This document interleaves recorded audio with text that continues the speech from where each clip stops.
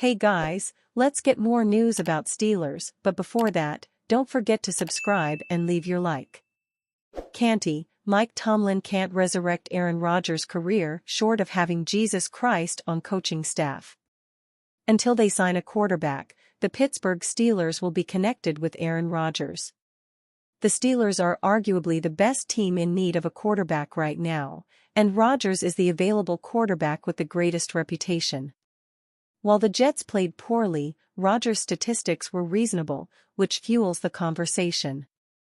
Recently, ESPN analyst Louis Riddick argued that the Steelers and Rodgers need each other. As there isn't much else for national sports shows to talk about right now in the NFL, this fed another day of the cycle.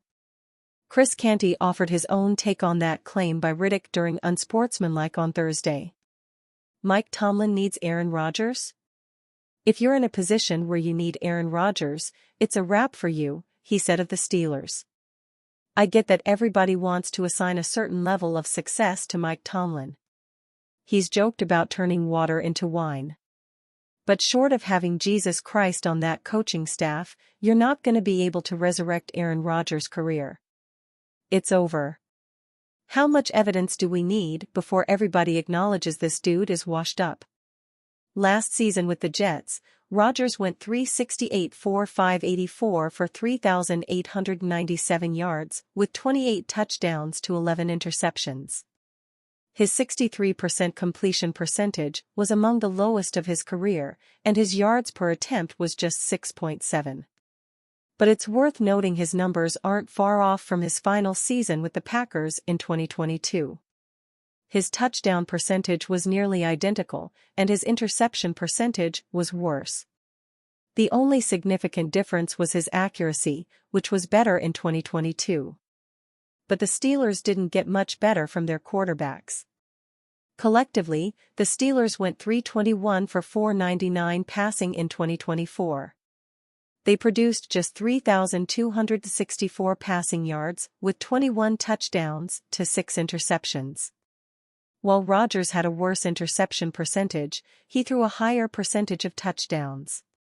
And Rodgers suffered a significantly higher drop rate on his passes than the Steelers' quarterbacks did. The Steelers had a slightly higher on-target percentage. The biggest variable is how much Aaron Rodgers' 2023 injury affected his play in 2024. He missed nearly the entire 2023 season. It's worth noting, for example, that he threw 7 of his 11 interceptions in the first 7 games. He only threw 4 for the rest of the year. His touchdown percentage was also higher after that stretch, about 5.5 compared to 3.9. As a team, the Steelers posted a touchdown percentage of 4.2, with Russell Wilson at 4.8%.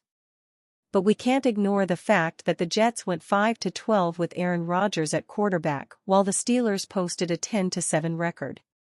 And they also went 3-7 in the 10-game period in which Rodgers posted improved statistics. But the Jets also allowed more than 3 more points per game than did the Steelers. With a better defense, could an Aaron Rodgers offense work in Pittsburgh? Probably not. But it's not like there are any obvious long-term solutions available this offseason. Insider believes Steelers coaches wanting to bench Russell Wilson were overruled. If Russell Wilson returns as the Pittsburgh Steelers' starting 2025 quarterback, some members of the coaching staff won't be happy. That's how NFL insider Adam Kaplan sees the team's situation, believing Wilson is doubtful to return after a rocky first season with the team.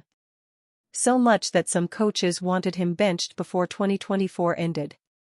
I've been on record and we'll see what happens, Kaplan told Scott Farrell on Farrell Coast to Coast Thursday. It's not impossible. I know there's some people in the Steelers who would like to see him back. I think there's some coaches who were hoping to bench him last season but overruled, as I understand it. Kaplan's thoughts on Wilson's unlikely return aren't new.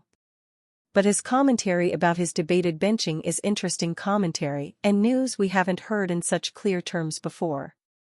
He doesn't refer which coaches wanted him benched, perhaps OC Arthur Smith, who has always seemed fond of QB Justin Fields, but it's easy to know who would be doing the overruling. Mike Tomlin has final say on who starts and who doesn't, admitting he went Lone Ranger to start Wilson mid-season after recovering from a summer calf injury. Kaplan doesn't outline the exact timeline of when coaches felt it was time to change.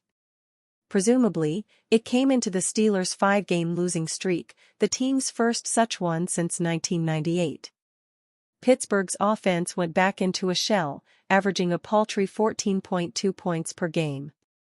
Justin Fields' late-season injury complicated any consideration to a quarterback change.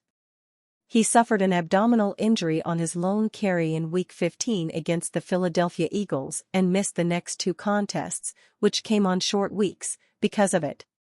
He returned for the regular season finale but did not play, and logged just 2 offensive snaps in the wild-card loss to the Baltimore Ravens. Still, Kaplan believes the organization remains optimistic about Fields' chances moving forward. They're very intrigued with Justin Fields, who never really got a shot, he said. Fields started the first 6 games and led Pittsburgh to a 4-2 record. His play improved from his time in Chicago, but the Steelers' offense struggled to put up points while Fields struggled in a Week 6 win over the Las Vegas Raiders. During Wilson's first start, the NBC broadcast revealed Tomlin remarked that if he switched back to Fields, he wasn't changing again. Ultimately, he stuck with Wilson the whole way through due to his resume and time in the league. They wanted to go with Russell Wilson's experience, but they should have given Fields a shot at that point. New destination lurks to snag Russell Wilson away from Pittsburgh Steelers. The Pittsburgh Steelers seem to be leaning increasingly toward Justin Fields as their quarterback in 2025. ESPN's Jeremy Fowler gave the latest update on Fields and the Steelers on Thursday, saying there is plenty of internal optimism that a deal will be made for Pittsburgh with Fields. Meanwhile, that would leave Russell Wilson on the outs, and lead to him having to find a new team. Yet, it seems there might be a market for him. Matt Bowen of ESPN believes that Wilson fits well with the New York Giants, and that fit could help unlock the best of Wilson's game this late into his career. Sitting at number 3 in the draft order, the Giants are in the mix to land a quarterback with their first-round pick this spring, Bowen wrote Tuesday. But adding Wilson would give them security heading into the draft. Because of his diminished mobility, Wilson isn't a natural creator at this stage. But Giants coach Brian Daboll can scheme for Wilson, using a play-action heavy approach and setting him up on vertical throws.